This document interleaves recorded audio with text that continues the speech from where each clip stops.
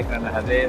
Hari ini kita mengadakan satu sidang media yang ringkas bersama dengan Datuk Bandar MPBP, Datuk Rajan dan juga ahli-ahli majlis MPBP yang bersama-sama dengan kita pagi ini.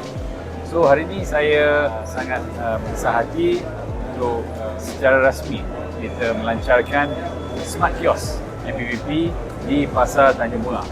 Dan sebenarnya Smart Kiosk ni telah pun dipasang sejak sebulan lalu, ya. So sudah pun sebulan, dari 3 Julai hingga 31 Julai telah dipasang di Pasar MPBP, dan fungsinya adalah untuk mempermudahkan bayaran-bayaran dan juga urusan dengan MPBP yang dapat dibuat di kios ini tanpa perlu ke kaunter ataupun pejabat MPBP. Jadi ini untuk menyenangkan rakyat, dan saya ucapkan terima kasih banyak kepada MPBP, dan saya harap kios ini akan dimanfaatkan. So setakat 31 Julai kita melihat sudah, I think kita mencapai dalam RM11,500 dalam transaksi lah, ya, yang telah dicatatkan selama sebulan, tapi masih baru lagi, ramai lagi yang tak tahu dan tak tahu mengguna. Jadi saya harap lagi ramai warga Tanjung Bunga yang mengunjungi pasar boleh mengambil peluang untuk menggunakan kios ini bagi urusan-urusan yang berkait dengan MPBP lah, ya. Dan ini juga adalah satu usaha yang selaras dengan usaha Kerajaan Negeri Pulau Pinang.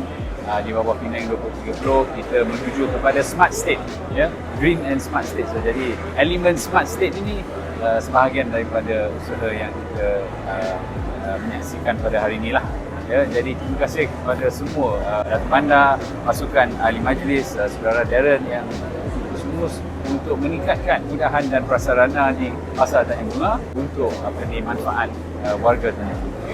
Jadi terima kasih banyak, dan saya jemput mungkin mempersilakan Datuk Bandar kalau nak tambah apa-apa hujah. Silakan. Ingat dia adalah inisiatif MPBP untuk mengatasi kapal sungai lah. Kita telah mengadakan 16 kios seperti ini di berbagai tempat, di lokasi-lokasi bayaran MPBP itu. Kita sudah sediakan dua, kadang-kadang tempat kita sediakan kepada pemerintahan, dan kita telah 100% jadi satu organisasi bayaran tanpa tunai 100% sejak bulan Mei 2024, dan kita sedang ambil inisiatif untuk menyediakan segala perkhidmatan MPBP secara online atas talian, dan lebih daripada 90% daripada perkhidmatan majlis boleh diperoleh secara atas talian.